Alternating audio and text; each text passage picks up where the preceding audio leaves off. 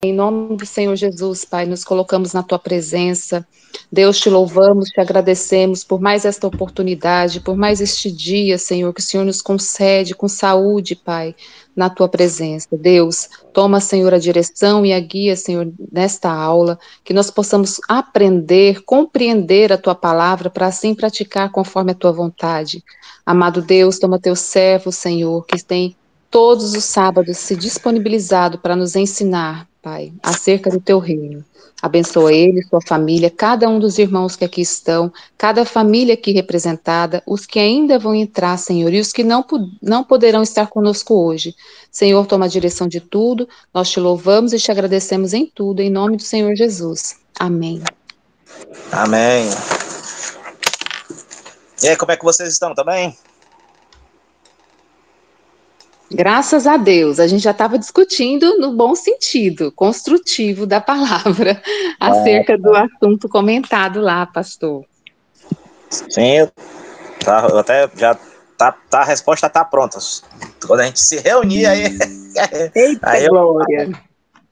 tá aqui já preparado, já tá tudo certinho. Então vamos lá. Nós paramos na primeira epístola aos Coríntios, né? A carta à Igreja de Corinto, página 40. Hoje a reunião de obreiros é para vocês, né? É para a área de vocês, né? Beleza. Vamos lá. A autoria. Aí a gente já vai para a nossa revista da EPOAG. Paulo estabeleceu a igreja em Corinto por volta do ano 50 a 51 depois de Cristo. Passou por lá 18 meses em sua segunda viagem missionária e está registrada em Atos dos Apóstolos, capítulo 17, do versículo 1 ao versículo 17. Ele continuou a levar a correspondência adiante e a cuidar da igreja depois de sua partida, né? 2 Coríntios, capítulo 12, versículo 14. Durante este ministério de 3 anos em Éfeso, em sua terceira viagem missionária, Atos 19, ele recebeu relatórios perturbadores sobre a complacência moral existente entre os crentes de Corinto. Para remediar a situação, ele enviou uma carta à igreja, 1 Coríntios, capítulo 5, do verso 9 a 11, que depois se perdeu. Pouco depois, uma delegação enviada por Chloe, membro da igreja em Corinto, fez um relato a Paulo sobre a existência das facções divisórias da igreja. Antes que pudesse escrever uma carta corretiva, chegou outra delegação de Corinto com uma carta fazendo-lhe certas perguntas. Paulo enviou imediatamente a Timóteo a Corinto, capítulo 4, versículo 17. Então ele escreveu a carta que conhecemos como 1 Coríntios, esperando que a mesma chegasse a Corinto antes de Timóteo.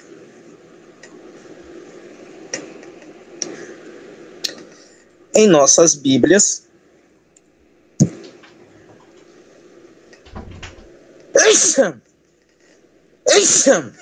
em nossas Bíblias... Saúde! Amém! Pai, Obrigado! Pai do Senhor! Em nossas Bíblias... Meu Deus! Temos duas epístolas... Show gripe! Tomar chá, professor, tomar chá. Oh, é verdade.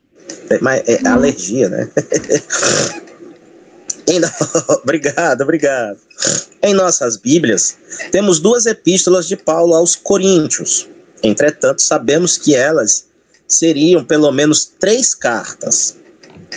Em 1 Coríntios, capítulo 5, verso 9, Paulo se refere a uma carta anterior, a qual não chegou nas mãos deles.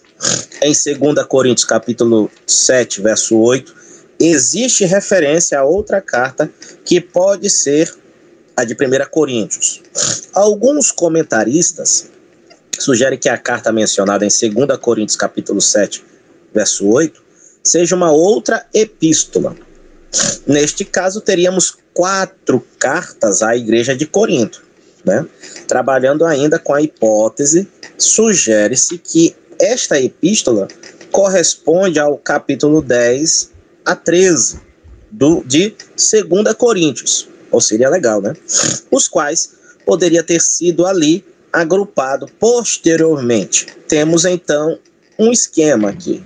A primeira carta, que é desaparecida, ela vai ter a sua existência garantida lá em 1 Coríntios capítulo 5, verso 9. A segunda carta é a que chamamos de 1 Coríntios.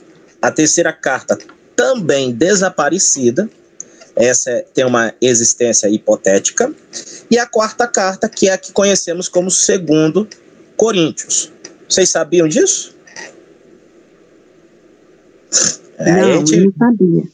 Né, é interessante, porque essa segunda carta, que para nós está hipotética, diz que é uma parte, tipo como fosse aquele... Como é que eu vou dizer, Jesus?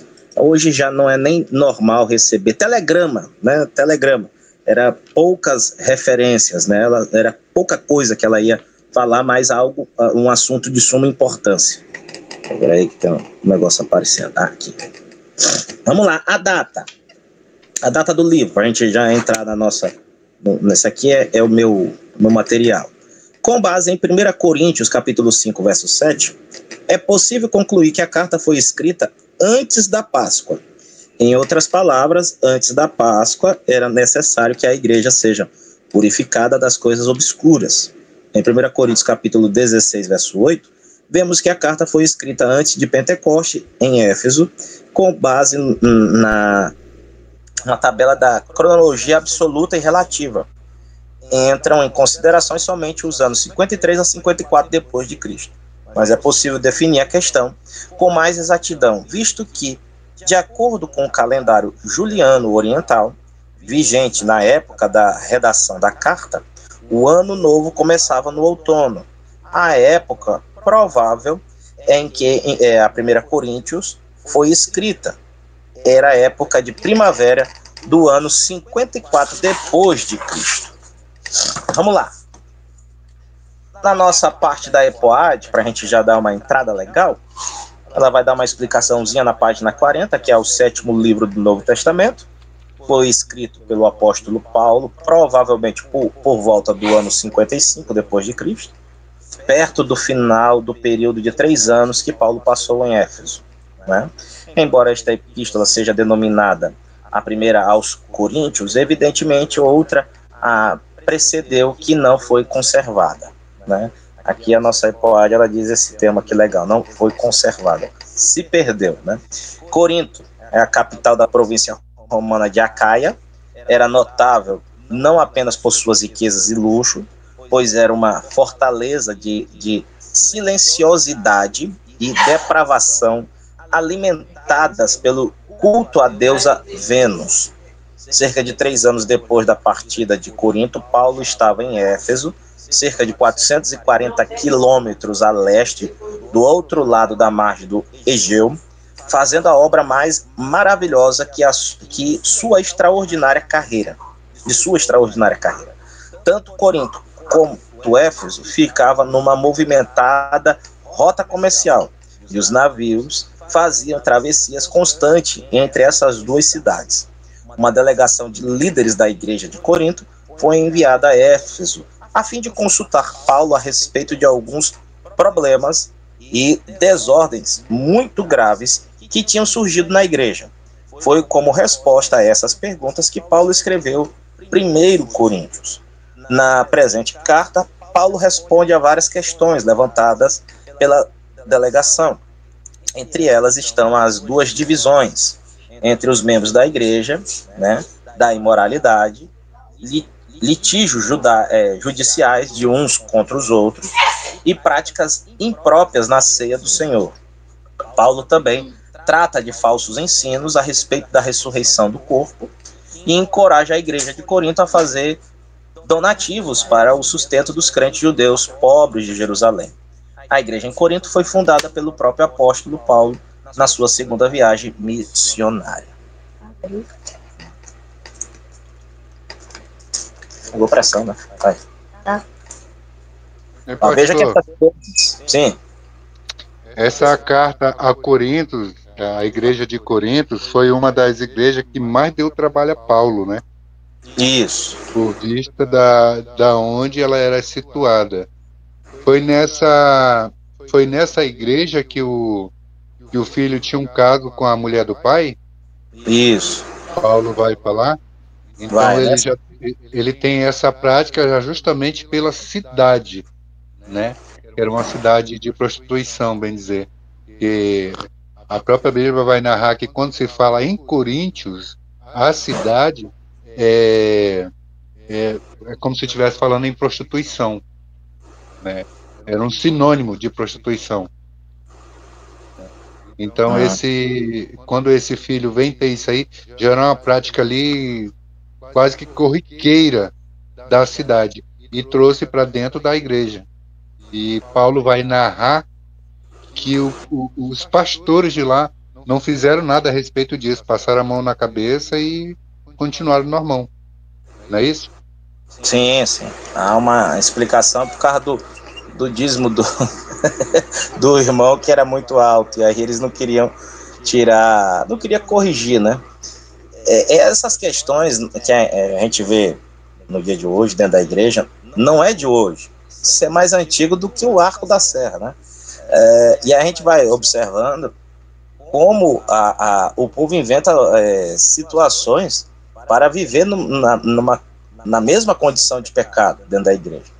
Fofoca, contenda, panelas, grupinhos, tudo já existia dentro da igreja, isso lá no começo da igreja primitiva, né? E hoje tem também do mesmo jeito. E percebemos que faz aumentar ainda mais o pecado dentro da igreja, né? O convenceiro, né? Aí o pecado vai se aumentando, né? E a gente vai descobrindo outros tipos de pecado. Então, imagina, naquele momento para eles, né, ali até então, não deveria ter esse caso dentro da igreja, essa imoralidade, né? Mas estava havendo. Por ser uma igreja, uma cidade movimentada, tinha um fluxo de pessoas de várias outras localidades ali. Então, o pecado se instaurava. Lógico, né, que a gente vai observar isso aí. Até casos judiciais de irmão processando irmão, tinha práticas impróprias da ceia, que é outro fato, né, que é aquele que a gente sempre usa, é o texto que a gente sempre usa, 1 Coríntios capítulo 11, a partir do verso 23 para frente, que Paulo está falando para o povo de Corinto que eles não deveriam, eles não estavam dando valor à ceia do Senhor, estavam fazendo de qualquer jeito, de qualquer maneira, e assim sucessivamente. Mas vamos em frente, que a gente vai chegando lá nos pontos. Olha só, esta epístola, caracteristicamente, é uma epístola de repreensão. A doutrina dela contida é de repreensão e correção. É intensamente prática, até o ardente capítulo da ressurreição e uso ali como um incentivo ao serviço, reprovando e corrigindo abusos da vida social e eclesiástica do povo, posto que foi primeiramente aplicada aos crentes de Corinto, o principal ali exposto fazem apropriada e aplicável ao povo de Deus em todos os tempos. O propósito e teologia dessa epístola é nos dizer assim: Paulo tratou de diversos problemas nessa epístola, ele soube dessas questões pelo relato dos membros da família de Chloe, né? É até interessante que hoje a gente nota um traço, que alguns pastores ensinam que não pode levar problema da igreja para eles, né? Não me traga. A gente vê isso dentro das cartas paulinas, o povo trazendo problema para o apóstolo Paulo, para ele resolver. Aí fica algo interessante, a gente vê como os homens de Deus, vou colocar entre aspas aqui, não querem mais trabalhar como antigamente, né? Se eu sou a igreja e estou levando um problema para o pastor, é natural de que estou levando o problema para que ele resolva, né? É uma comissão, pastor. nós estamos passando por um problema terrível. Mande alguém corrigir lá, mande alguém ensinar. E aí a gente também aprende algo interessante. Paulo ensinou, ademoestou, a igreja preparou, mas ele precisava continuar fazendo a obra, né? E aí ele não deixa sem respaldo, ele vai enviar Timóteo para lá. Timóteo era um braço direito do apóstolo Paulo, mas mesmo assim ele também envia uma carta para ademoestar a igreja, para ensinar. Aí é que eu tenho algo comigo, isso aqui é meu pensamento, e eu acho que vai ser o da maioria aqui da live. A demoestação, correção e ensino não mata ninguém. Ao contrário, liberta, cura, transforma, purifica a vida do ser humano. Né? Vocês que têm filho, seu filho apronta alguma coisa, você vai ficar rindo ali, só contemplando a bagunça, a barbaridade dele, né, naquele momento, um erro que você sabe que é um erro grotesco. Você vai fazer o quê? Corrigi-lo, né? Ademoestá-lo, ensiná-lo, para que no futuro não ocorra ou não cresça esse erro na vida dele. Não é verdade? Pastor, Paulo, no caso, ele era assim como o pastor presidente, né? Porque em cada igreja que ele deixava um pastor ali tomando de conta, né? Sim. Então, Paulo, quando enviava essa carta, né, ele enviava direto para o pastor lia essa carta diante de todos os membros, ou ele lia só para ele e ali ele dava um jeito? Ele lia para todos os irmãos da igreja, né? Claro que ele recebia e lia também antes, né? Mas ele lia para todos os irmãos da igreja, para todos estarem sabendo da palavra do pastor Paulo, né? do apóstolo Paulo. Então, o ensino era para todos. Porque na primeira carta ali que ele manda, ele já faz uma... A primeira ali é a divisão, né? Que o povo está tendo dentro da própria igreja, né? Uns diziam que era de Paulo, outros diziam que era de... Como é que era o nome do outro rapaz, que era muito inteligente também? Apolo, né? Apolo a gente ouve muito pouco falar dele, mas se a gente for ver o que Paulo fala dele aqui, ele era muito astuto, ele falava até melhor do que Paulo, né? Porque tem uma hora que ele ajuda Paulo em um certo lugar, né? Ele é muito inteligente na forma de falar e pelo jeito ele era muito temente a Deus também e pregava o nome de Jesus. E Paulo vai dizer aqui sobre essas dissessões, né? Que um dizia que era de Paulo, outro dizia que era de Apolo. Aí Paulo chega e pergunta para eles: quem é Apolo? Quem é Paulo? Né? E tem que seguir mesmo é Jesus Cristo. Né? Ele se desfaz de si e põe Jesus em primeiro lugar, mostrando para aquele povo ali que é Jesus. É o caso que a gente muitas das vezes acabou de falar aqui agora. É o que acontece muito nas igrejas de hoje, né? Tem muita panelinha, muita coisinha, muito mimimi dentro da igreja, e esquecemos justamente isso, que o foco é Jesus. Sim, com certeza, com certeza. Alguns eruditas dizem que Apolo pregava de uma forma fantástica, assim, maravilhosamente. Era um camarada dotado de uma grande oratória. E essas questões, Paulo queria mostrar para eles, para a igreja de Corinto, aqui nas duas cartas, vai ter um momento que Paulo vai falar do seu apostolado, que parece que o povo não estava nem acreditando no apóstolo Paulo. E ele vai repreendê-los e dizer: eu tive uma experiência, eu conheci um homem que foi arrebatado até o terceiro céu, né? Não sabendo se foi na carne, né? Mas ele está falando de si mesmo, mostrando para o povo que ele está debaixo da graça do Espírito Santo, debaixo da graça de Cristo, e que está corrigindo no Senhor Jesus. Diferentemente de hoje, daquele tempo, a gente percebe que os homens de Deus perderam umas características, né? Característica de valentia, ganhou-se preguiça, né, para desenvolver o trabalho, correr atrás das ovelhas, ensinar, fazer discípulo verdadeiro, né?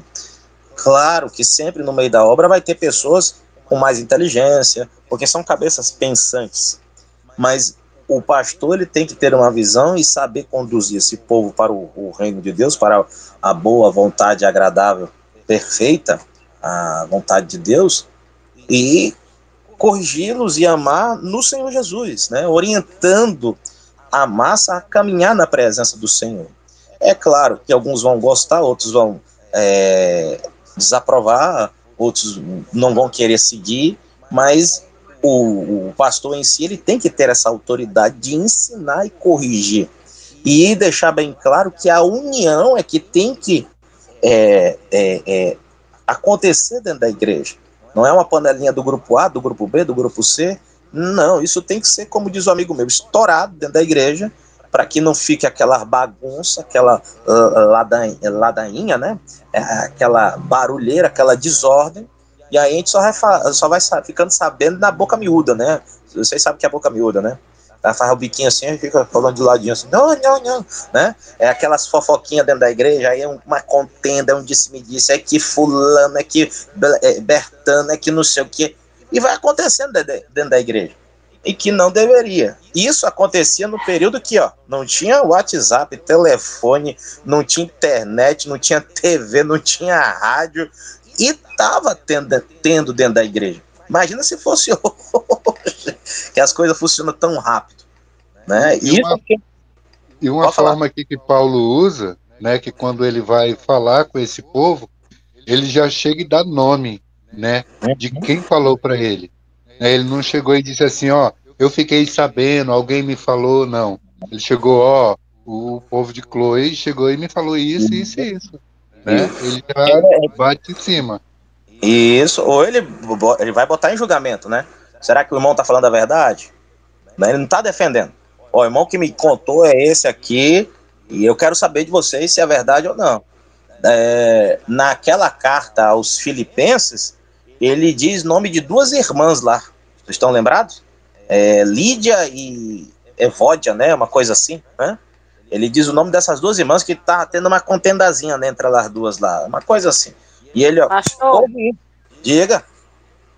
Eu acho que esse tipo de situação resolveria se as pessoas tivessem um pouco mais de compromisso com a palavra e com Deus, assim.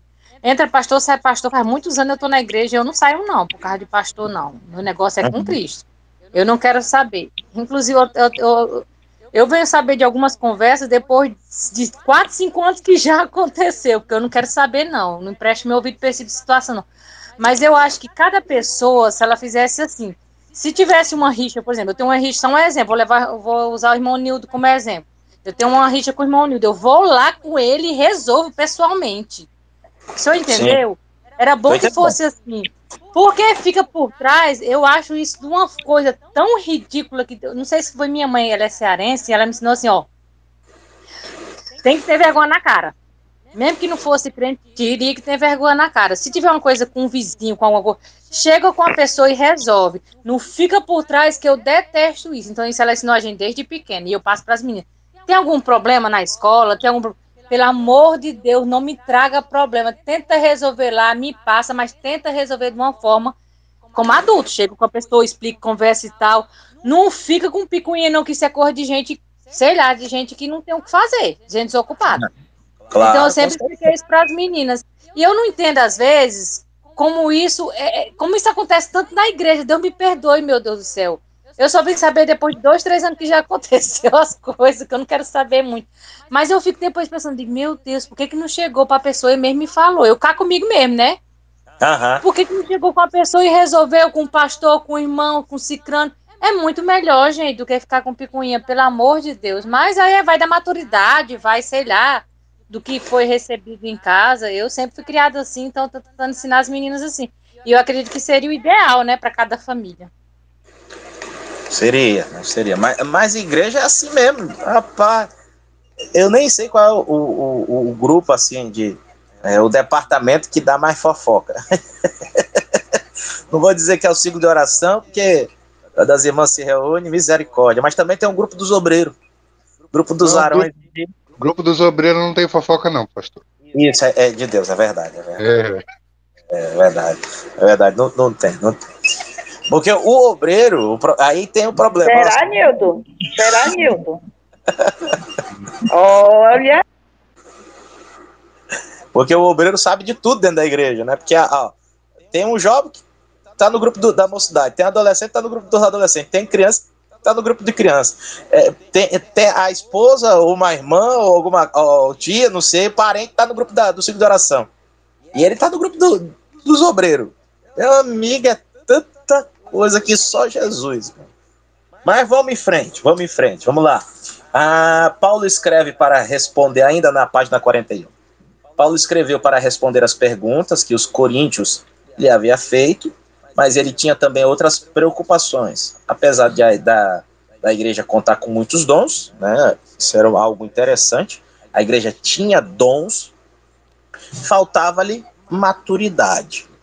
É aquela boa e velha historinha que nos conta, né? A igreja que tem aquele fogo de palha, né, mas não tem aquele o alicerce, né, a base, a estrutura. E Paulo estava preocupado com isso, com a igreja.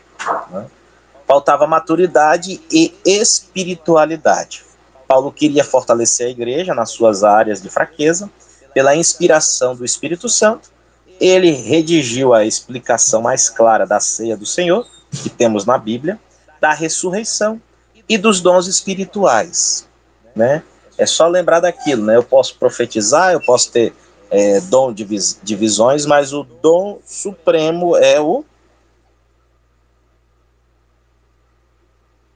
amor. É o amor, que não pode faltar dentro da igreja, né?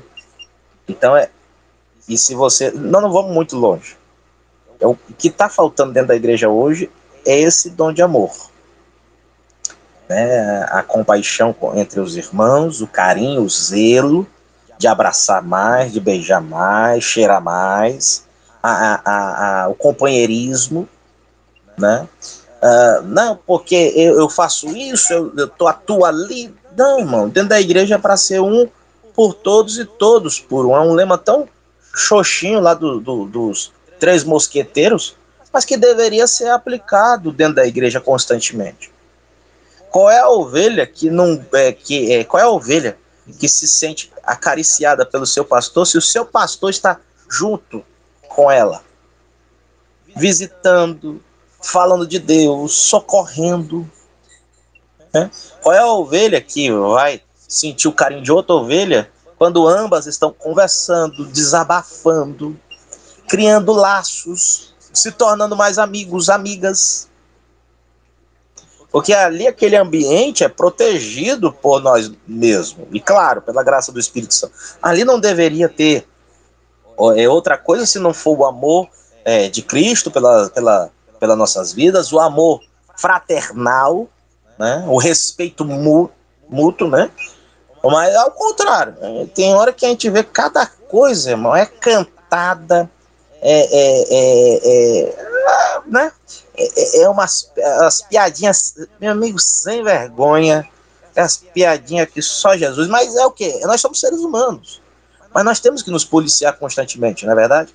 Então tem que gerar um clima maravilhoso na presença do Senhor. Claro que nós não vamos estar ali para pulo e grito constantemente toda a reunião, todo o culto, né? Mas muitas vezes precisamos simplesmente de estar ali chorando um do lado do outro, conta comigo, estou aqui para isso, ei meu querido, eu estou aqui para lhe ajudar, sem interesse algum, pelo simples fato de sermos uma família. Vamos lá. Até aqui tá tudo bem? Então, vamos lá. Contudo, o ponto alto da epístola aos Coríntios não está em teologia da doutrina, mas teologia pastoral. Acabei de dizer. Esta epístola trata dos problemas que causam divisões no corpo de Cristo, de como agir com os companheiros cristãos que pecam, de questões de sexualidade no casamento e divórcio, da conduta apropriada no culto e de contendas por causa de comida. Os brocados aqui. Mas vamos lá, Jesus. Podemos resumir o propósito do apóstolo Paulo ao escrever esta epístola em 2 tópicos. Primeiro, para corrigir as seguintes desordens, divisões, imoralidade, disputa entre os crentes, desordem durante a ceia do Senhor, desordem durante o culto. Segundo, para responder às perguntas concernentes ao matrimônio, ao comer carne oferecida aos ídolos, aos dons espirituais. Vamos lá. Elementos para a interpretação.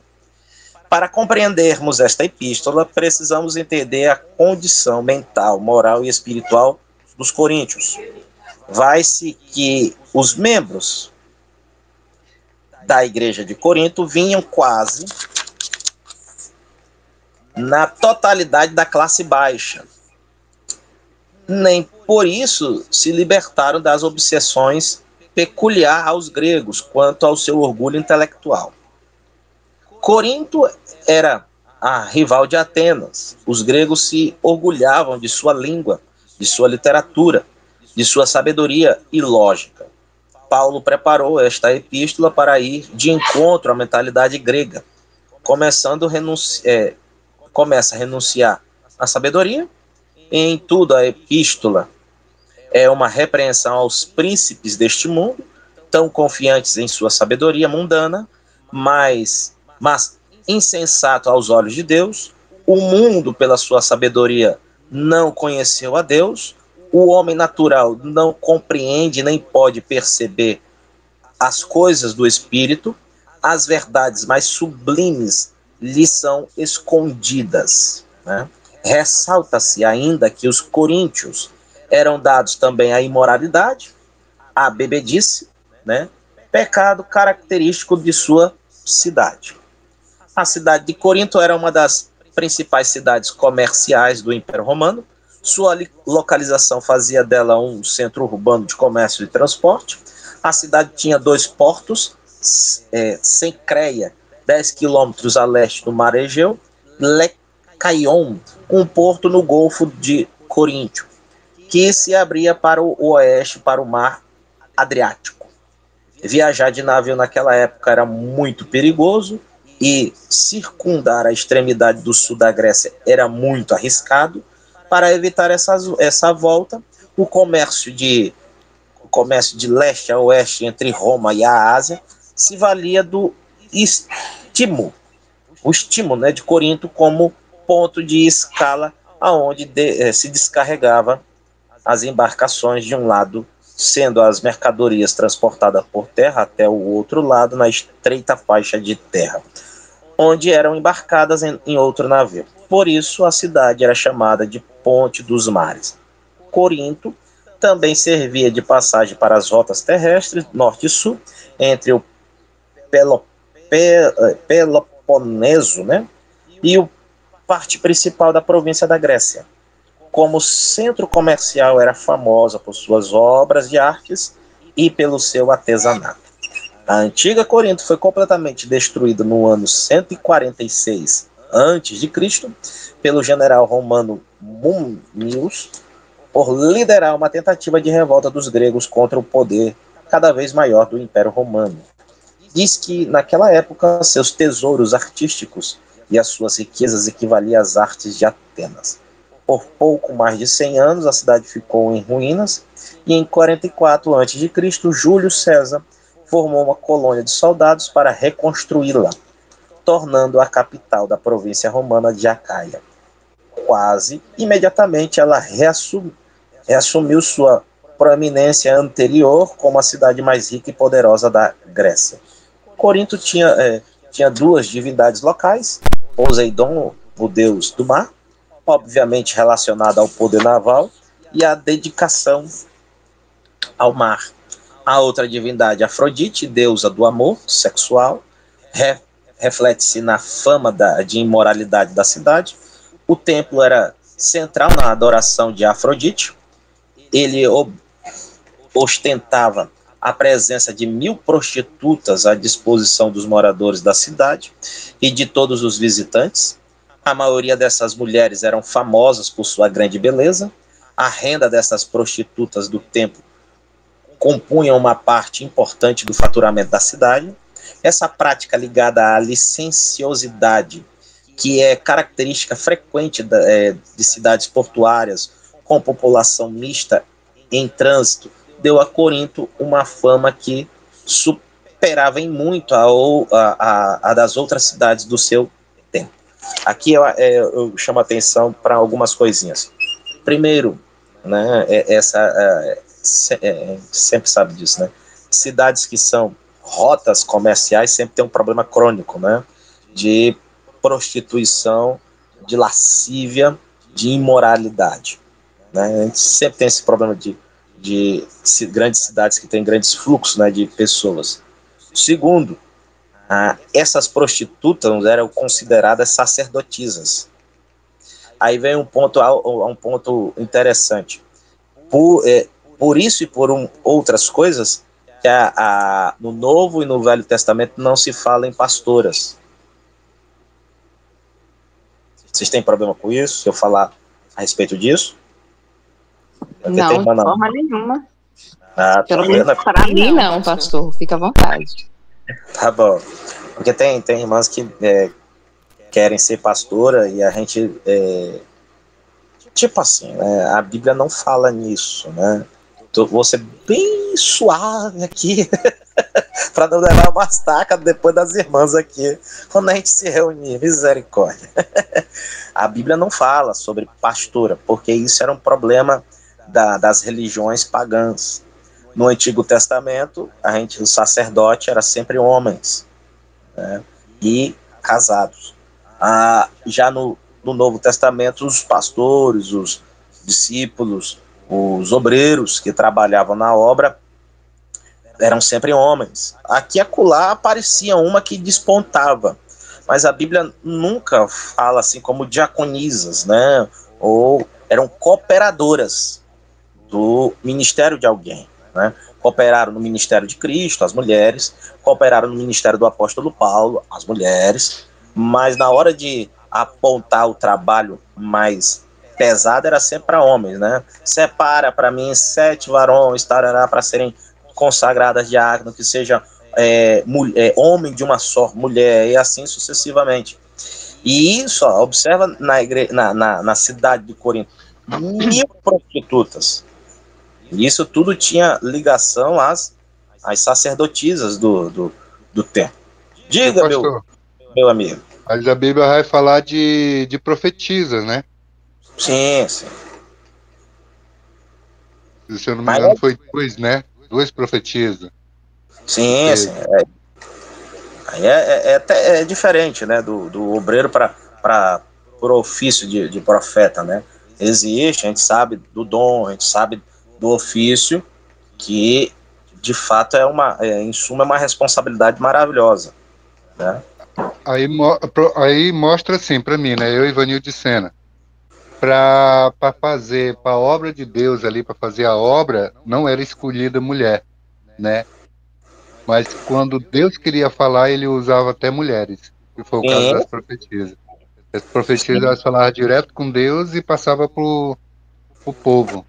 Sim, Cristo não dispensou as mulheres, né? Eu não estou aqui, misericórdia, não me interprete mal dizendo que o Mohammed é radical. Eu tô só apontando o que a Bíblia nos fala, né? Nos ensina aqui por causa desse perigo, né?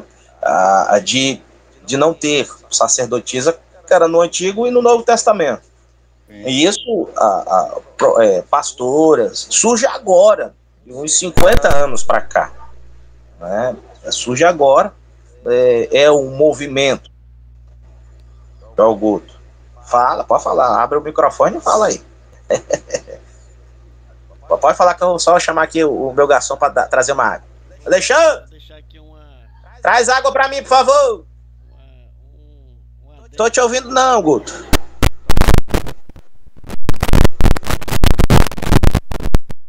Tá um chiado aí. Tá parecendo um rádio. Só o Nil tá ouvindo, não? Bem baixinho. Agora, tá ouvindo? Tá.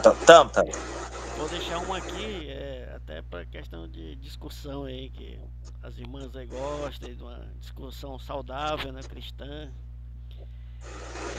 Eu tinha um pastor lá em Guajará-Mirim que ele falava o seguinte: casa que mulher manda, Deus não opera, né?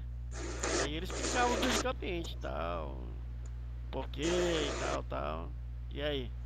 Fica aí a pergunta no ar aí. Nesse caso aí, Guto, então Deus não está operando em muitas casas, né? Porque a maioria das casas que eu conheço aí é as mulheres que mandam, ó.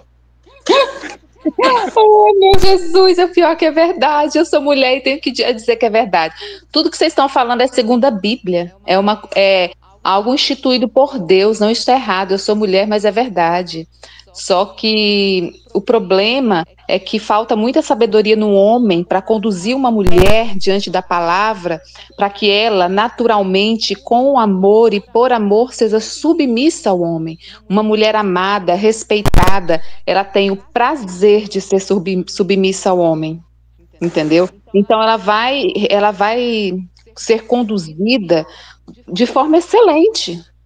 Agora, o problema é que falta conhecimento em um e no outro, muito mais ainda em homens que não têm, porque a responsabilidade com que Deus vai tratar o homem e vai exigir do homem é muito maior do que da mulher, entendeu? É tanto na criação dos filhos, o homem é o cabeça, ponto. E não tenho para onde, mesmo eu sendo mulher, não vou falar diferente, porque é o que a Bíblia ensina. Porém, por conta da falta de sabedoria do homem, por isso que tem aquela expressão que o homem é o cabeça e a mulher é o pescoço. Entendeu? Que conduz ele ali, mas é só por pura falta de sabedoria do homem. Toda mulher amada, respeitada, que conhece a palavra do Senhor, e até as que não conhecem, se ela for amada e respeitada, elas têm prazer em ser submissa a um homem. Concordo plenamente com a Valéria. Pode. Valéria, valeu. A irmã Valéria, ela tem que ser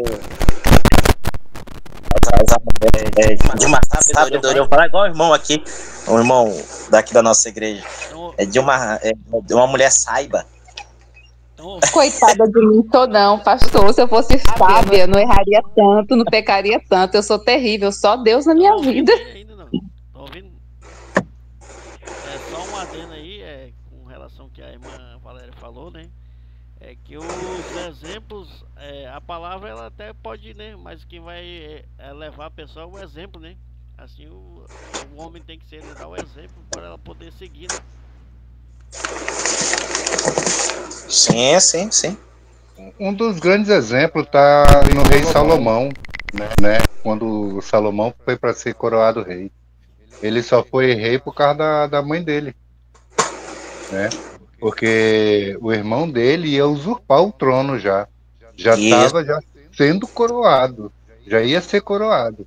A mãe dele fez um troço ali que ela conseguiu chegar até o rei Davi, cobrou do rei Davi porque era uma promessa do rei Davi para ela, né? Porque já era uma promessa de Deus, né? E ela chega, tu me prometeu, e agora Adonias, né? Adonias, o nome do irmão de Salomão? Eu acho que é, se não é, tá perto. Adonias. Aí disse: Adonias está sendo coroado rei, como é que é isso? Tu não me prometeu? Então, a mulher ali se impondo. Quando Deus pode não usar uma mulher como pastora, se ele quiser ele usa, mas ele pode não usar uma mulher como pastora. Mas ele vai usar a mulher de formas bem melhores do que ser uma pastora ainda, entendeu? Eu tiro pela irmã Valéria mesmo, ela como professora, né? Olha o tanto que os alunos dela estão aprendendo com ela, cara, entendeu? E ela tá dando aula para umas crianças que vai ficar marcado pro resto da vida o que ela está ensinando. O que ela está ensinando hoje, daqui a 30, 40 anos, eles vão lembrar. Porque é o primeiro ensinamento verdadeiro, entendeu? E olha como é que Deus usa ela. E as outras irmãs também. Tem a nossa cantora, né, que é a irmã Fabiane. O tanto que Deus usa a irmã Fabiane através dos louvores dela, né? A irmã Lísia, através da palavra que ela dá. E assim todas as mulheres aqui do grupo. Não é verdade? É verdade, irmão Nildo, por graça e misericórdia, é verdade. Então, as irmãs devem, sim, participar da obra de Cristo. Elas devem ensinar na igreja, elas devem ensinar, assim, não como pastoras, entendeu? Mas ensina, até que porque não existe esse ministério, mas ensinar, evangelizar, nós somos livres para evangelizar. Cristo não fez acepção, ensinar crianças, ajudar na parte da obra social. Tem infinidades de lugares onde a mulher pode atuar e deve atuar. E o maior deles, que muitas vezes a gente acha tão difícil, mas é uma responsabilidade muito grande, é dentro do lar, como mãe, entendeu? É por isso que está essa, e como esposa para quem é casado, né?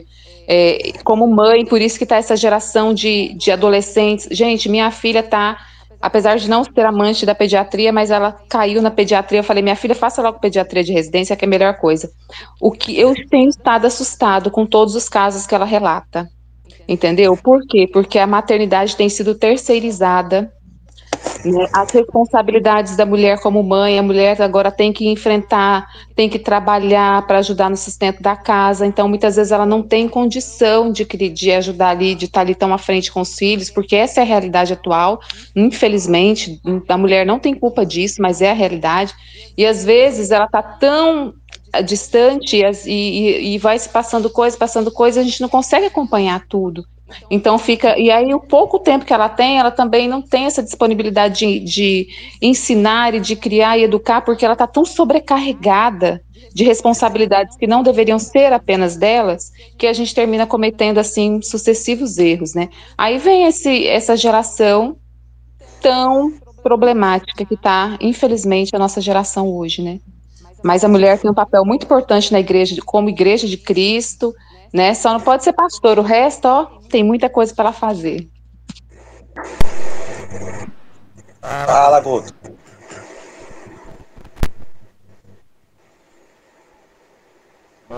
Não estamos ouvindo, não.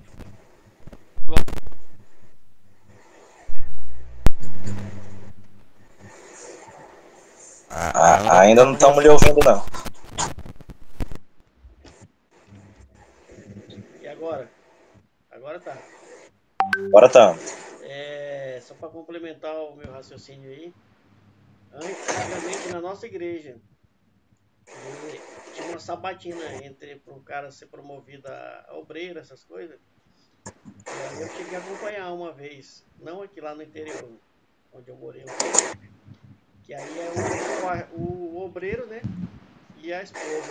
E uma pergunta lá pro obreiro, que o pastor fazia, era quem mandava, se o marido realmente mandava na casa, se era ele ou a mulher.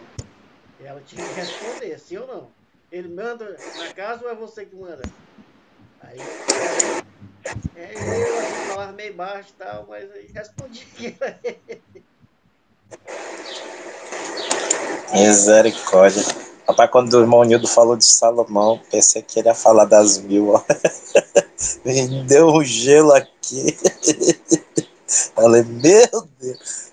Ainda bem que ele lembrou de Betseba, né?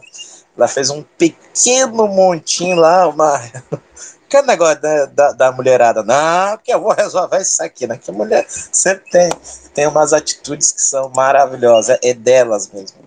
Mas graças a Deus. Mas isso é um traço, né? Isso é uma característica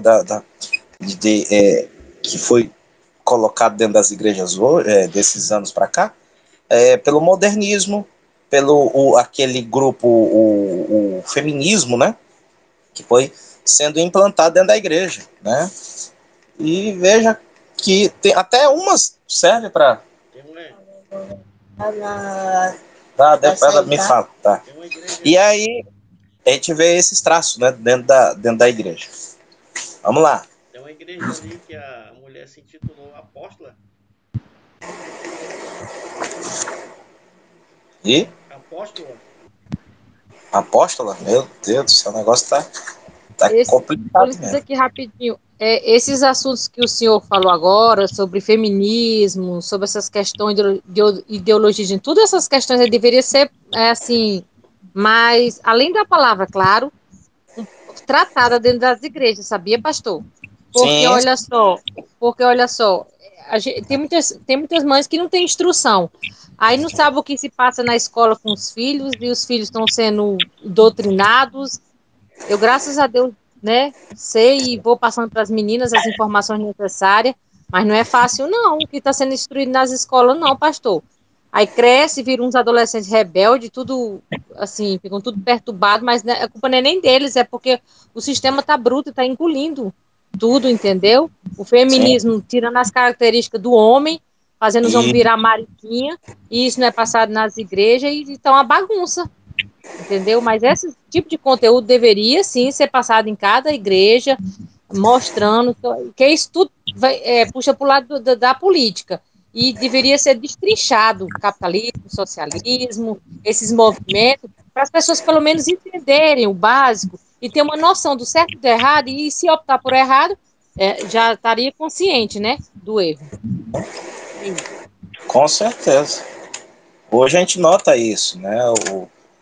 Os rapazes afeminados, ou muitas, as mulheres falam até grosso, né? Estão tendo umas atitudes assim né? Masculinizada. As roupas hoje hoje não tem roupa mais para homem nem para mulher, é unissex, né? Tá até difícil de comprar agora ultimamente. E a gente vai percebendo isso. E a igreja não fala, né? A igreja, os pastores não explica essas coisas que homem é homem e mulher é mulher, né? Nós temos que ensinar. A irmã Valéria disse tudo. O problema é que tem muitos homens e tem muitas mulheres que não entendem o ponto de vista que a irmã Valéria está tendo, né? Que tem, melhor dizendo, desse respeito mútuo, de um amar o outro, né? O próprio apóstolo Paulo diz, ó, os solteiros cuidam da obra do Senhor, os casados, primeiramente, cuide da sua casa, para depois cuidar da obra. Já foi aplicado para os nossos dias que os casados cuidem mais da obra. Por quê? Pelo fato de como está a sociedade hoje, né? A promiscuidade, a imoralidade, e que mesmo o cara estando casado já tem situações. Imagina não, né? O solteiro em si. Ontem não, desculpa, quinta-feira, eu dou aula na nossa igreja, é um polo da nossa igreja. E por incrível que pareça, nós estamos no mesmo livro de vocês. Só que lá eu demoro um pouco mais, porque lá é uma aula por semana e não tem o mesmo tanto de horas que aqui tem, né? Aqui a gente fica em média 2h30, 3 horas, e depois tem uma última aula de 4, 5 horas. Se deixar, a gente fica quase a noite toda, né?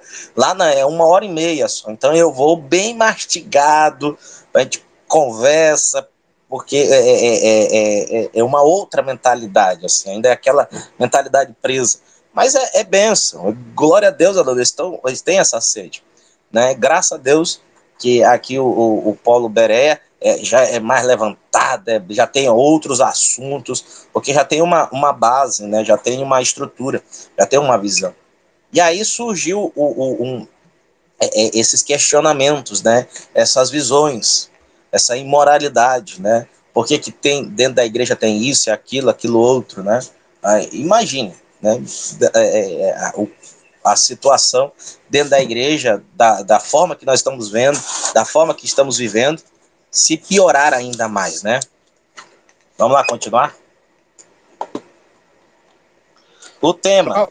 Só uma palavra aqui rapidinho, pastor, antes do senhor começar o tema. Essas divisões que está tendo é as mesmas divisões que Paulo narra no começo da 1 Coríntios. Né? Olha a forma que ele agiu. Né? Ele chega e diz, ó, não tem isso, não tem aquilo, o foco é Jesus. Nós estamos vivendo num tempo onde antigamente a igreja, o mundo copiava a igreja. Né? Hoje não, a igreja está copiando o mundo. Isso. O modernismo, aí a igreja não quer ser igreja primitiva, porque se você for levar direitinho ao pé da letra, você vira um primitivo, né? Todo certinho ali, todo né? Então, aí você quer seguir o que o mundo tá, né? Do mesmo jeito. E isso você traz para dentro da igreja, traz para dentro da sua vida, para dentro da sua vida cristã, entendeu? E acaba Com, surgindo essas picuinhas, entendeu? com certeza, com certeza. Né? E aí a igreja tá copiando o mundo mesmo, não tem boca não. Epa, que maldade é essa? Você tomando café e não oferece? Mas, rapaz, vamos lá. O tema. A epístola foi escrita com o propósito de corrigir, né, as desordens que haviam surgido na igreja de Corinto e de estabelecer ante os fiéis um modelo de conduta cristã. Assim sendo, podemos determinar o seu tema da seguinte maneira: a conduta cristã com relação à igreja, o lar e o mundo. Por que foi escrita? Paulo visitou Corinto na sua segunda viagem missionária. Enquanto estava em Éfeso, ouviu falar de desordens que foram cometidas na igreja de Corinto. Quando foi escrita? No fim dos 3 anos de Paulo em Éfeso. O conteúdo literário. Primeiro, correções de desordem morais e sociais, autoridade apostólica, ordem da igreja, ressurreição e conclusão. A primeira, a correção de desordens sociais. Capítulo 1, do verso 1 ao verso 8. A introdução. Paulo começa a sua epístola de costume, identificando-se junto com Sóstenes como autor. Os destinatários eram primordialmente a Igreja de Deus, que está em Corinto. Em termos gerais, porém, a epístola era dirigida a todos os que, em todo lugar, invocam o nome do nosso Senhor Jesus Cristo. A saudação segue uma abertura tipicamente paulina. É uma declaração bastante longa de ação de graça. Aqui ele agradece o fato deles terem recebido o evangelho, os dons que lhe haviam sido concedidos e particularmente a fidelidade de Deus. Divisões. Paulo denuncia as divisões existentes entre os coríntios. O espírito de partidarismo quase destruiu o amor cristão. Os coríntios, tomados de uma admiração indevida para com a direção humana, colocavam-se sobre diferentes ministros, né, que procuravam levantar um contra o outro líderes rivais. Alguns admiravam o zelo e o poder de Paulo, outros viram no eloquente e culto Apolo o pregador ideal, outros, pertencendo talvez ao partido judaizantes, consideravam Pedro, o apóstolo dos judeus, o líder modelo. Outros, ainda evidentemente desanimados por estas divisões, chamavam-se simplesmente seguidores de Cristo. Para ver aqui, só por alto já tinha uns 3, 4 grupinhos dentro da igreja. Um preferia Paulo, outro Apolo, outros os grupos judaizantes, outro Pedro, e outros somos só seguidores de Cristo. Somos o grupinho mais light aqui, né? Estamos aqui só por estar, mas estamos participando aqui. E isso não fica diferente da igreja de hoje, né? Um diz eu sou do movimento gospel, outro eu sou do evangélico, outro diz eu sou cristão, outro eu sou da Assembleia de Deus, outro eu sou da Deus e Amor, outro diz, e assim sucessivamente, né? Não tem a identidade de Cristo, né?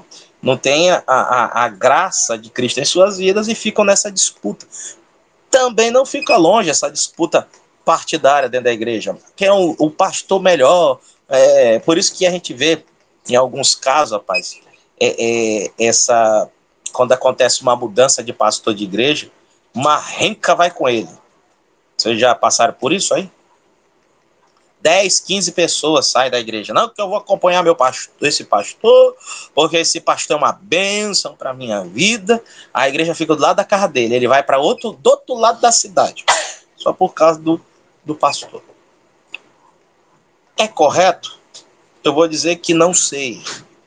Porque também a gente não conhece a vida do outro. Né? Eu não posso dizer da vida do outro, mas congregando junto a gente pode dizer alguma coisa.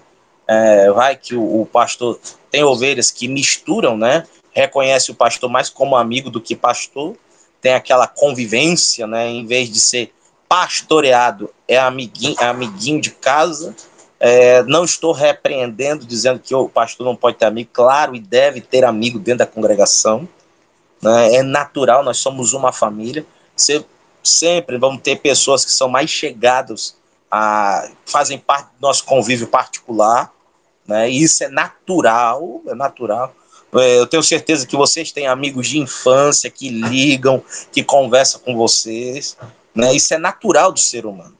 E é natural dentro da igreja de pessoas serem mais parecidas conosco, né? E a gente quer conviver mais perto dela ou dele. Isso é natural, isso é natural. Mas a gente não pode misturar a situação, né? É meu amigo, mas lá na igreja é meu pastor, né? É meu amigo, mas ele me pastoreia, ele me zela, ele me cuida, né? Na parte espiritual, com um conselho, ele ora pela minha vida, estou errado, ele tem que me ensinar, e assim sucessivamente, né? Viu, pastor? Isso pode até acontecer, mas assim, eu digo não quando o pastor pega e vai embora. Mas aí um mês, 2 meses depois, que a pessoa vai ver a forma que esse outro pastor age, cuida, né, trata as ovelhas, aí, de repente, esse outro pastor cuidava melhor, aí sim ele vai. Se você for ver as ovelhas de hoje, como é que eram as ovelhas de antigamente, eu tiro por um vídeo que eu vi esses dias, de ovelha mesmo, ovelhas de verdade, com pastor, né? O pastor vai conduzindo as ovelhas e de repente mete uma ovelha ali, vem, derruba ele no chão e começa a bater nele, da cabeçada da ovelha, que é um animal dócil, né? Você trazendo isso para a vida de hoje, para nós, ovelhas, né, tá nesse sistema. Você não vê um pastor descer a paulada, batia de primeiro nas ovelhas ali que estava cuidando, as ovelhas ficavam todas amontoadinhas, apanhando, mas ficava lá. Hoje não. Entendeu? Aí você traz para a vida nossa de evangelho um pastor que não te dá atenção, entendeu? Aquele que não está nem aí, tanto faz como tanto fez, mas o teu pastor anterior cuidava bem de ti, com certeza você vai atrás desse outro pastor. Não, claro, claro. Como eu disse, né? A gente também não conhece. Eu não estou aí na comunidade, né, para viver, mas a gente tem esse traço dentro da igreja. O cara acompanha, né? Tem pessoas que acompanham mesmo, por um pasto, por conduzir, né, a vida dele espiritual, isso e aquilo. E ele a ovelha se sentir que está sendo abençoada por Deus por causa do pastor, vai seguir de forma naturalmente, né? Tem outras ovelhas que diz, graças a Deus que foi embora, né? Né? Mas fazer o quê, né? É a realidade, né, da igreja hoje. Né? Só um momentinho aqui, que é a minha mãe. Tu leva ele lá pra mim. Tá. E aí tu, quando voltar, passa por lá, que a gente vir junto. Tá bom. Viu? Vamos lá, no C. A sabedoria de Deus e a sabedoria do homem. Paulo dedica uma ampla seção à comparação da sabedoria de Deus com a sabedoria do homem e à demonstração da incapacidade deste último para revelar as coisas de Deus. A sua repreensão é recusa da sabedoria e filosofia meramente humana, se compreenderam quando tomados em consideração que os gregos tinham uma profunda admiração pela educação e a cultura, que havia o perigo deles reduzirem o cristianismo a um sistema meramente intelectual e de transformarem numa das muitas escolas de filosofia existentes em seu país. Foi este mesmo amor para com a sabedoria humana que tinham conduzido a uma estimação indevida da liderança humana e que, por sua vez, tinha resultado em divisões entre eles. É um ponto assim que quanto mais a gente vai mergulhando aqui na carta aos Coríntios, a gente vai viver, parece que a gente está lendo algo que é atual dentro da igreja, né? É uma mistura essa mistura aqui de sabedoria de Deus e a sabedoria do homem, a gente vê isso. Eu vou dizer das igrejas que eu conheço, assim, para cá, para a Zona Leste, né? Essas situações, né? Hoje, a gente vê uma valorização do homem dentro da igreja, assim, absurdamente. Tudo gira em torno do homem. a gente não está vendo mais a igreja voltada 100% para Cristo, né? Tudo tem que ser honração ao homem, é para o homem, vive para o homem. E a igreja não é para isso, né? Claro que é natural de nós estarmos trabalhando juntos, nós queremos o melhor de todos para todos, né? Mas nós temos que lembrar quem é o cabeça da igreja, que é Cristo. Fala, Guto. A irmã Valéria tem um testemunho bom sobre essa situação aí. Do que, irmão Guto? Que testemunho? Não vai responder a resposta dele, Não, daquela foto lá, daquela foto. Ah, é verdade. É que eu comentei, pastor, irmãos, né, para os irmãos também. Coisas que nós cometemos muitíssimo errado. Eu começo por mim, por nós, que praticamos todos. Eu comecei a me atentar, um dia a gente estava até aqui na aula, lembra que eu falei assim, gente, quando a gente tem ciência que o versículo está falando acerca da pessoa do Senhor Jesus, eu posso usar para homenagear alguém? Vocês lembram disso, que eu fiz essas perguntas? É porque neste dia, eu estava dentro da igreja, e numa homenagem, não foi na nossa igreja que a gente congrega não, gente, tá? Né, como é o nome? Não foi no Novo Horizonte, não. Aí eu comecei a ver que todas as homenagens era para uma serva de Deus, uma mulher de Deus, uma pessoa maravilhosa. Eu não a conheço, mas pelo testemunho dela, fala muito. Eu não estou aqui diminuindo ou deixando de dizer que ela é uma serva de Deus. Não estou aqui dizendo, eu estou dizendo que o papel está errado, que a igreja está enaltecendo pessoas. Então, quando eu estava lá dentro vendo isso, primeiro que qualquer pastor de qualquer igreja que você for, qualquer líder que ele vai receber homenagem, ele fica no púlpito da igreja, no altar. Então, assim, aqui, quando caiu aquilo ali, que eu vi aquele versículo que na hora eu entendi, eu falei, meu Deus, que fala lá em Isaías, do servo do Senhor. Lógico, eu não estou condenando aqui ninguém, não, gente, que eu não sou ninguém, mas eu estou dizendo que a pessoa com que foi usar essa palavra para referir a um ser humano, eu não concordei. Naquela hora os meus olhos foram abertos, entendeu? E eu não achei correto. Não porque eu sou santa ou perfeita, não. Eu sou a mais imperfeita da terra, sou eu. Errante até o extremo. Porém, eu achei que estava errado. E aí eu fui me recordando de várias coisas. Aí teve outras homenagens que eu não vi, mas eu até printei a foto e mandei para o irmão Guto. Eu falei, irmão Guto, acredita que isso, quando eu olhei as fotos, eu falei, gente, isso é errado. Está errado. Cristo deixou de ser glorificado, entendeu? E é como se que os homens estivessem concorrendo com ele, uma disputa de honra, de reconhecimento, e não deve ter isso. Nós, como igreja, que estamos aprendendo a palavra de Deus, a gente não diz, eu não sei falar, pastor, não tem aquele negócio, aqueles 5 coisas lá que tem, né, só as escrituras, não tem, eu só não sei falar direitinho, mas somente a escritura, que é a nossa única fonte, só a Deus, a glória é só a Deus, entendeu? Então, eu acho que a igreja hoje, pela secularização que está sendo infiltrada, ela está se desviando disso. E eu, Valéria, tenho agido assim. Pronto, vou falar aqui, vou falar abertamente, que eu não tenho que esconder, vou falar abertamente aqui. Teve os aniversários mesmo do pastor na nossa igreja, o pastor Charles, a pastora Rosiane, que eu amo e os honro com sinceridade.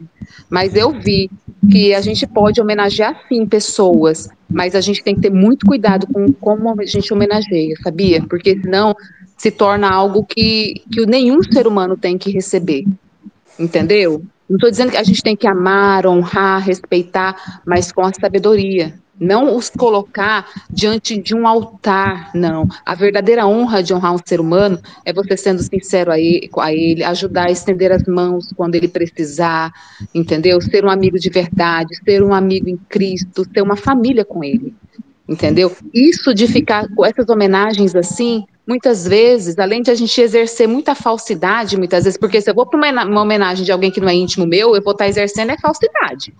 Eu tô dizendo por mim, pela Valéria Falsa.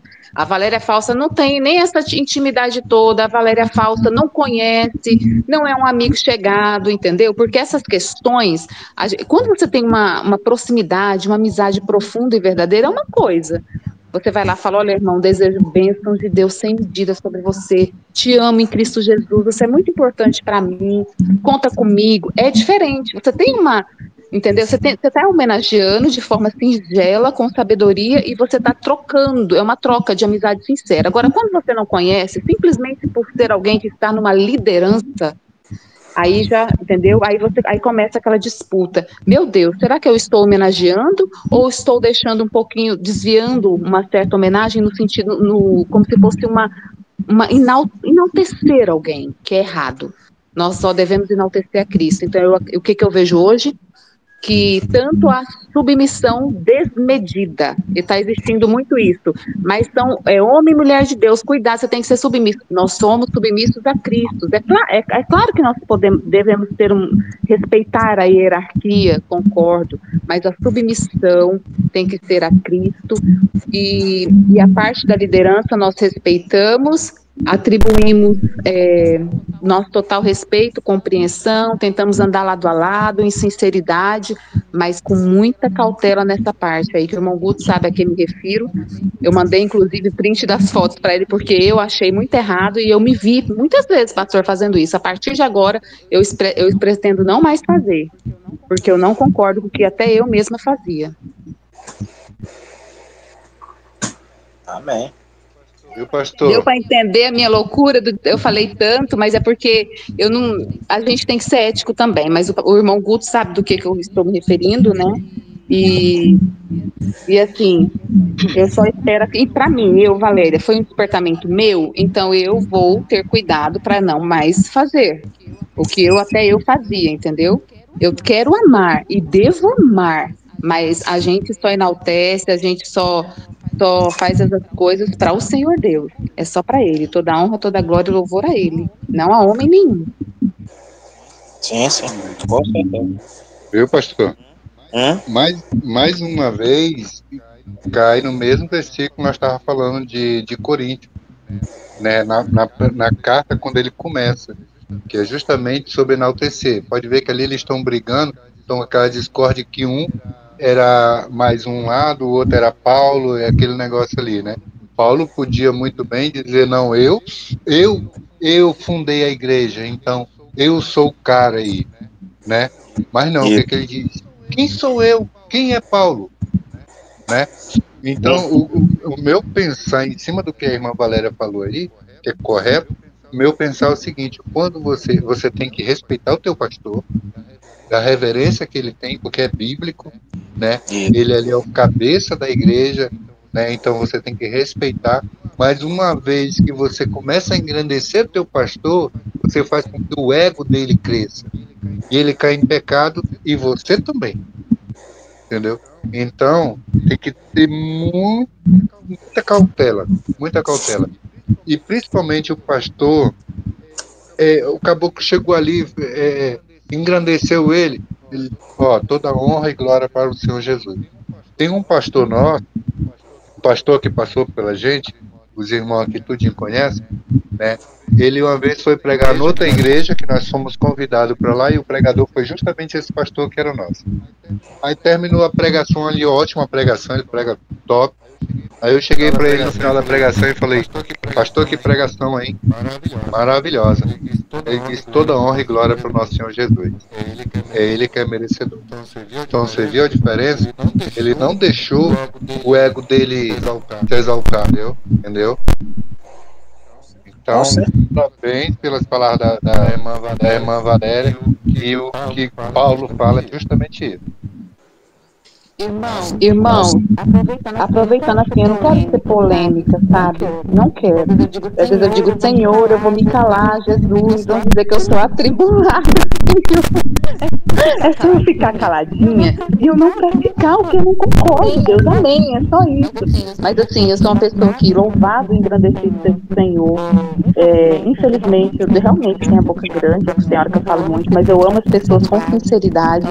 Às vezes eu vou até no ímpeto assim, falo assim, sabe, eu falo, meu Deus, porque eu até comentei com o irmão Nildo, eu digo, Jesus, acho que eu feri uma pessoa porque eu falei o que eu pensava, minha opinião não mudou, mas a gente tem que ter muita cautela, sabe? E assim, eu tenho milhões de defeitos, mas uma coisa que eu não sou é uma pessoa falsa. Louvado e engrandecido seja Deus.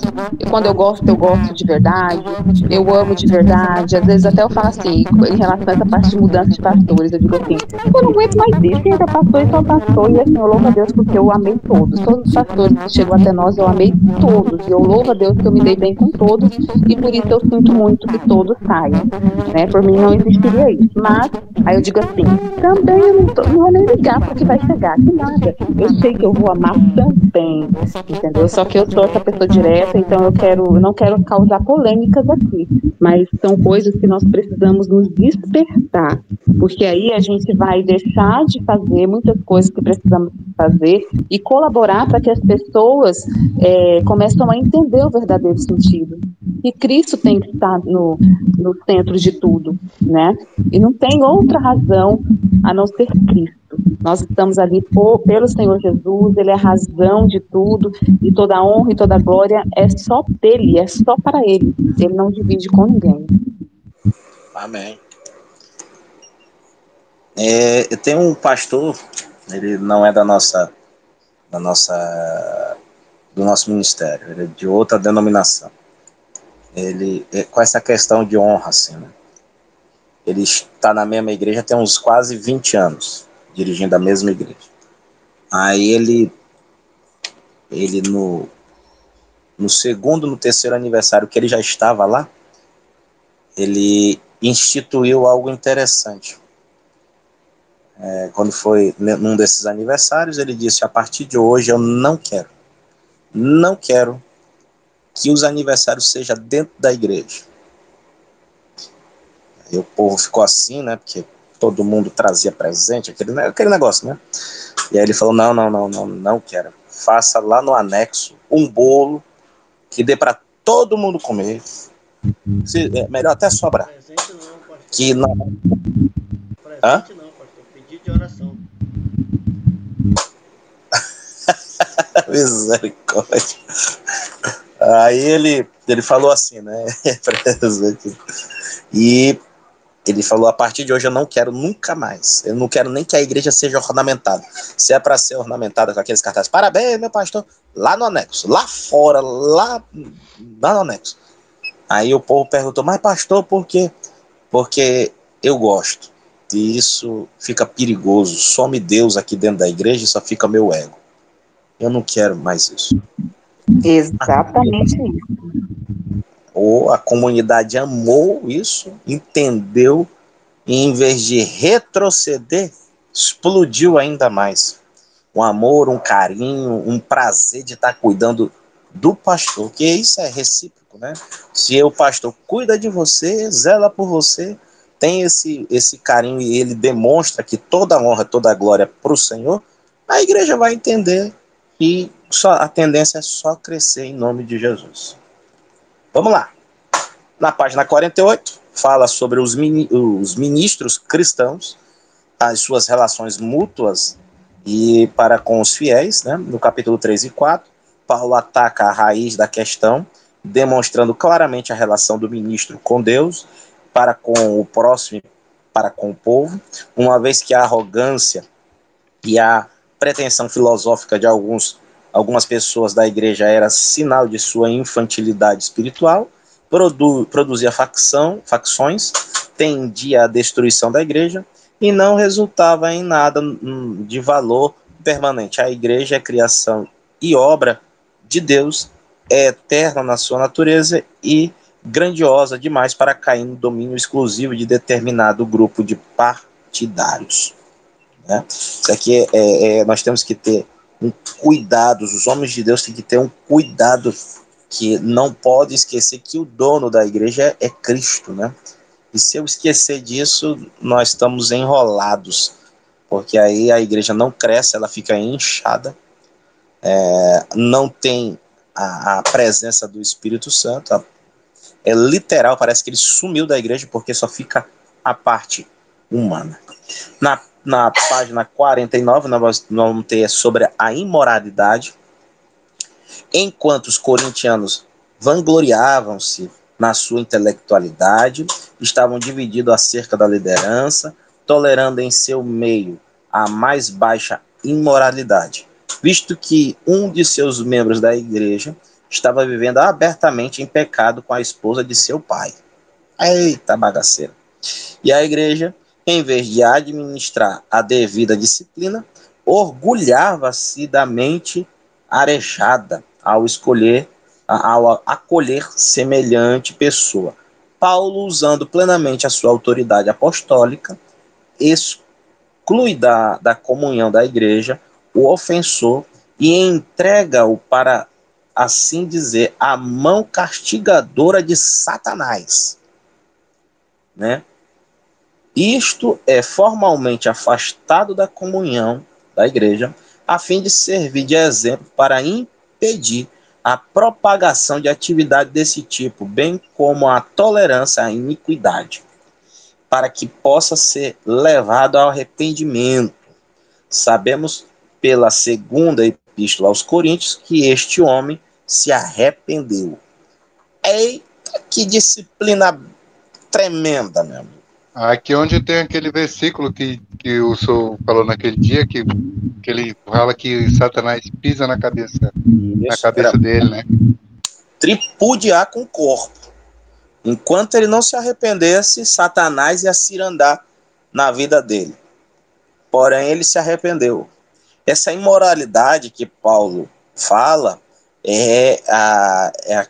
no grego é pornos. É o homem e a mulher imoral.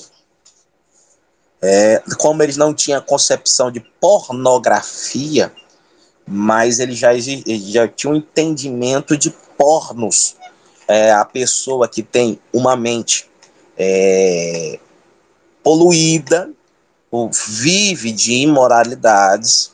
Aqui, como nós já citamos, tinha o entendimento da localidade, da nação, da cidade, que era um povo pagão, né? Então isso até cair na mente deles, a pregação, o ensino, o estudo da palavra de Deus vai quebrando isso na vida deles, é um ciclo muito grande, até mudar o entendimento das vidas.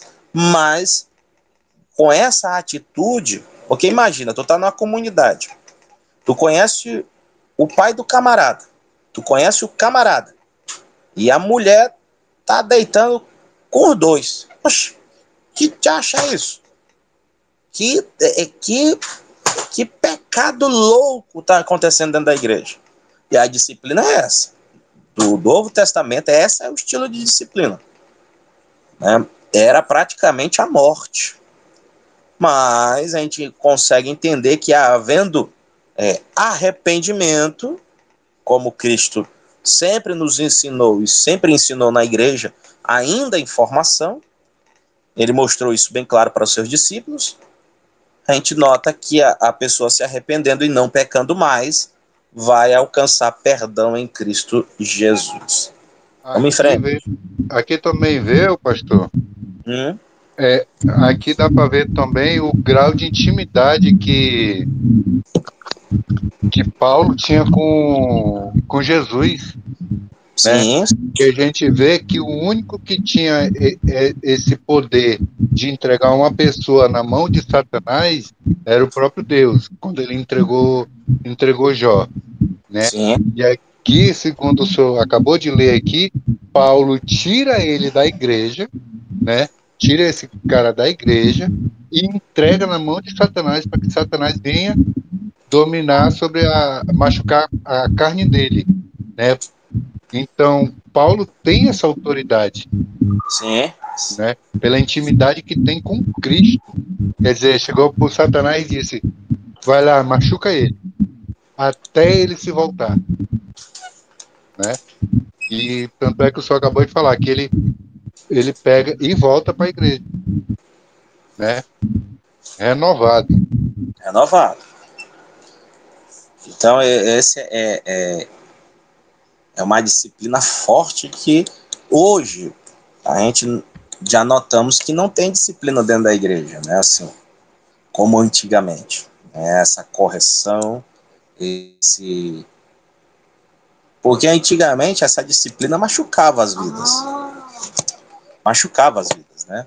A camarada, ou a mulher, o homem que pecava, ia ficar sem ceiar, ia ficar afastado de tudo e de todos, né? Ficava sentado ali no banco e tinha que cultuar.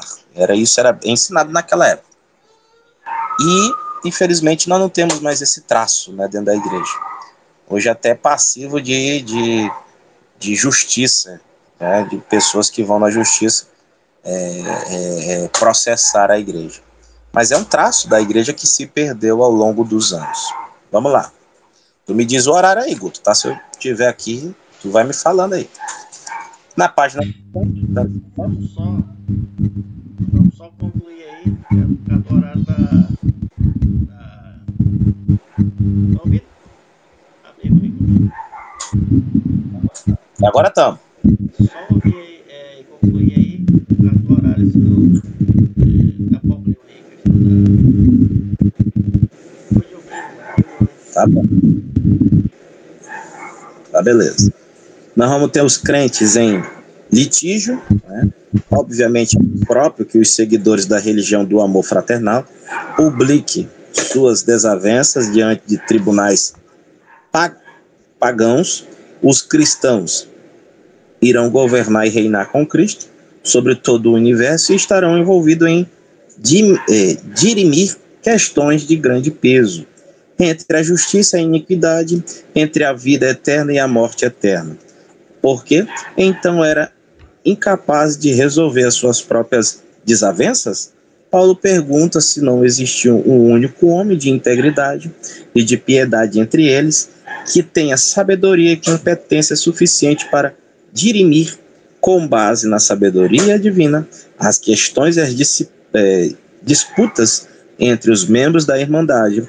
A própria existência de desavenças entre os irmãos, entre os membros, já eram bastante ruim, mas levar essas demandas aos tribunais pagãos e submetê-los aos juízes iníquos não fazia sentido. Paulo sugere que seria melhor aos membros da igreja suportar o mal infligido por outros irmãos em Cristo e ser privado de alguns direitos que levar ao público semelhante disputas para serem julgadas por juízes iníquos. Aqui eu não sei, não sei, já fiz algumas pesquisas a respeito disso, mas não vi nenhuma concordância no fato de saber qual era a disputa aqui, né? Alguns dizem que era disputa de terra, outras coisas assim, mas não tem um denominador comum a respeito disso, qual era a desavença entre os irmãos a respeito de levar a um juiz daquela época. Sabemos que era uma causa na justiça e que Paulo dá uma amenizada, né, para tentar se resolver ali dentro da comunidade mesmo, né? Uma vez que a igreja prega sobre amor, é lógico que pode resolver também as coisas com amor. E ele deixa bem claro, suportar esses irmãos, né? E que sabemos que no nosso convívio diário dentro da obra do Senhor, tem todo tipo, tem crente, descrente, mais descrente do que crente, e assim sucessivamente, né? É lógico que o apóstolo Paulo dá uma receita para nós entendermos que é melhor suportar esse tipo de crente, não levando na extrema disso, né, para um juiz pagão da época, né? Porque, vamos pensar assim, seria uma vergonha da igreja levar a um juiz iníquo coisas que deveriam ser tratadas ali no seio da igreja, resolvidas ali. Né? Uma rincha, uma fofoca, uma contenda deveria ser resolvida dentro da igreja. haver perdão, para haver transformação de vida, né? E isso, temos que ter essa orientação para nossas vidas, que algumas coisas é só resolver na base da conversa. Né? Aqui, Conversa Paulo, com pode dizer. Paulo está trazendo para o dia de hoje, né? Esse mesmo é aquilo que pode acontecer no dia de hoje para gente. Porque qualquer coisinha hoje eu vou te processar. Aquele negócio que Paulo está dizendo. Em vez de você levar para a justiça, traga dentro da igreja mesmo, vá diante do seu pastor, né? E resolva ali entre vocês mesmos. Porque ao qual você chegar na frente do juiz, caso de uma contenda, ter 2 crentes lá. Isso. Né? Que nem o Guto esses dias pegou, né? E peço perdão mais uma vez ao Guto. Nós no futebol lá, aí por causa de uma bola que saiu, eu acabei meio que discutindo, não xingando, mas discutindo com 2 irmãos, né? Mas a bola era minha, né? Só para lembrar.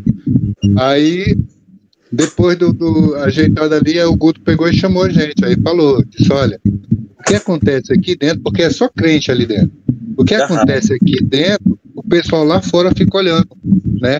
Aí você imaginou, crente é carne, é humano, e bola, né? Tá envolvido, então a discussão, mas aí o pessoal vai dizer assim, olha os crentes lá, ó, discutindo, entendeu? Então a mesma coisa, vai levar diante do juiz, o juiz vai trazer uma contenda dessa, 2 crentes aqui, né? E os outros que estão olhando, e Paulo está dizendo, não, leva diante do teu pastor, conversa lá, resolve aí dentro mesmo, né? Isso. Resolve para acabar com isso, dependendo claro, tem outras coisas que é mais agravante, mas mesmo assim a gente tem que resolver dentro da casa do Senhor, né? Tem que se resolver. A própria Bíblia vai nos dizer, se tu tem alguma rixa com o irmão, alguma coisa com o irmão, chega com o irmão, deixa a tua oferta no altar e vai pedir perdão dele. Né? Nós temos aquela boa e velha a impressão, né? A primeira impressão é que basta. Vai lá, conversa, dá um abraço, meu querido, me perdoe, né? Porque, como eu sempre digo aqui, são cabeças pensantes. Cada pessoa tem um tipo, uma criação, uma formulação, um jeito. Aqui tem que teve pai e mãe, no outro teve só mãe, outro teve só pai, outro não teve nenhum. Outro está em um tempo, é filho pequeno, outro está com filho recém-nascido, outro está com filho já casado, e aí já é uma visão. Outro trabalha sozinho, outro é isso, outro é aquilo, ele é casado, outro é solteiro. Né? Outro tem trauma de casar, outro, eu não quero casar mesmo não, outro já quer casar demais, né? Mas são coisas que acontecem dentro da igreja, então melhor nos resolver, pedir perdão e criar paz, né? Do que levar para um tribunal para ser envergonhado, né? Por um homem que algumas vezes nem crente né? E aí isso tudo fica tudo na nossa cara estampado, podendo ter resolvido amigavelmente ali dentro da igreja, na frente do pastor, na frente dos irmãos, para tudo ficar em paz em nome de Jesus. Beleza? Eu quero saber o horário dessa bola aí, que eu já prometi tantas vezes, mas eu quero ir lá. Eu vou falar com 2 irmãos. Eu posso levar pessoas? Terça-feira às 21 horas. Vai das 9 até? 11. Tá. Eu vou falar com 2, 3 aqui. Um presbítero, um evangelista e um cooperador. Um diácono, melhor dizendo. Aí nós vamos levar para competir aí. Vai fazer uns golzinhos. Amém? Então já marca aí a página 50, a santidade do corpo, para a próxima aula a gente ir a fundo, porque vocês têm a reunião de obreiro. Amém. Beleza? Na minha revista aqui, a página 43, na dos irmãos é a mesma, ou é só a minha que está diferente? 43 na minha. A minha é 50. 43, né? Bacana. Então deve ser, a de vocês deve ser nova, né? É reformulada agora. Então a minha é das antigas. Beleza? Amém? Quem pode? Amém. O Dildo aí, né? Porque esse dia ele tá meio nervoso aí e tal, ele tá relaxado aí.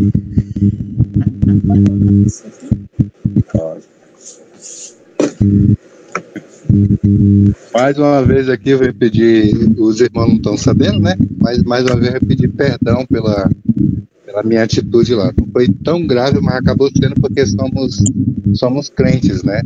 E somos exemplos. Então, como o Guto falou naquele dia, o pessoal olha muito. O pessoal do mundo não está nem aí. Mas quando já chega lá e já sabe que aquele horário é o nosso. Então ele já sabe que é os crentes que estão jogando. Então fica só de olho e torcendo para ter uma picuinha. Entendeu? Aí se brincar, ele fica até gritando. Entendeu? Então, mais uma vez, perdão. Vamos orar então.